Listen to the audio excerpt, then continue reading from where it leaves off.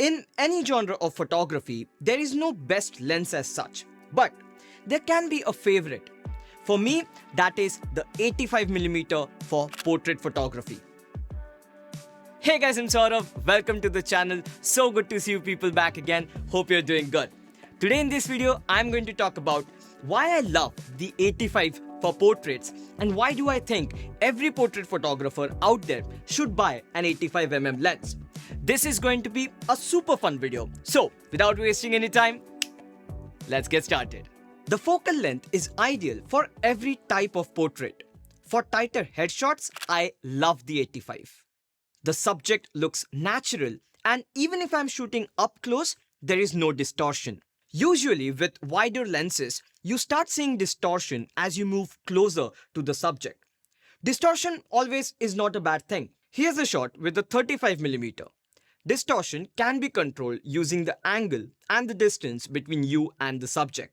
Anything between 24 to 100 works great for portraits. Wait.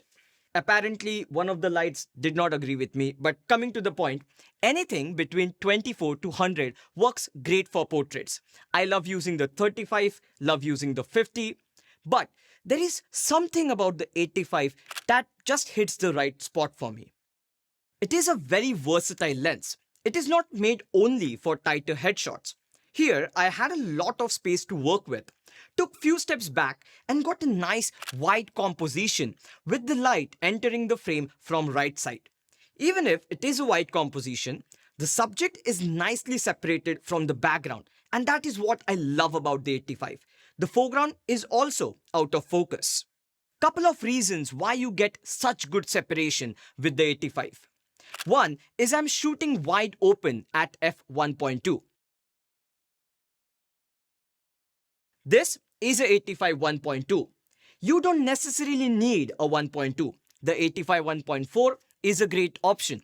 If you're on a tight budget, you cannot go wrong with the 85 1.8. Even at 1.8, you're going to get a lot of background separation, and that is because of the background compression.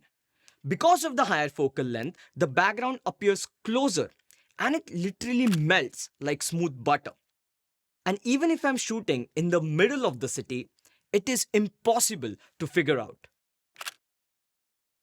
This is how the shot's turning out. Oh my god, your camera's insane. The photographer has to be good too. Oh yeah. That was a joke. I understand what she meant. I did not get offended.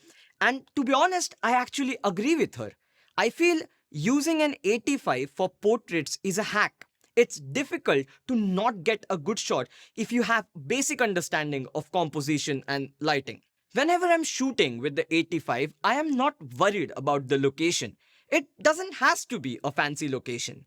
Since you're using a tighter focal length, you can focus on a smaller part of the location and get rid of the distractions. You can see the buildings in the background. It's not an ideal location for a photo shoot, right? But look what happens when the subject is in focus and the background goes out of focus. Suddenly, it looks completely different. I don't always use one lens for a particular shoot. Sometimes I also carry a 35 along with me, but at the back of my mind, I know I have the 85, so irrespective of the conditions, the lighting, I am going to get something good. I will show you some more behind the scenes of how I use the 85 to capture portraits. But before that, it's time to thank the sponsors of the video who made this video possible, Hostinger. I have said this many times before, and I'm saying it again. As a professional photographer in 2024, you need a website to stand out from your competition. You don't need to learn how to code to build your own website. Hostinger will take care of it. I'll show you how. Click on Add Website, and you have two options, WordPress and an AI website builder. Both are great. The AI one is super easy to set up, but WordPress gives you more advanced options for your business. You need to set up your email and password and then select what type of website do you want to build. Let's say I am building a portfolio for my photography business. Based on the type of website you want to create, you get a lot of different templates to choose from. This one looks great. Then you get the option to add different plugins. This is optional. I will use the Google Sitekit for analytics and this one for payment. For a website, you need a domain, right? Hostinger will take care of that too. For now, let's select a temporary domain and move on. You get the option to select your business location. This is important because depending on your target audience, this will use the respective data center so that the loading speed for your clients is faster. Pretty smart. Installing WordPress will take a couple of minutes and you're all set. Even I am working on my own website. If you want to build one, link is in the description.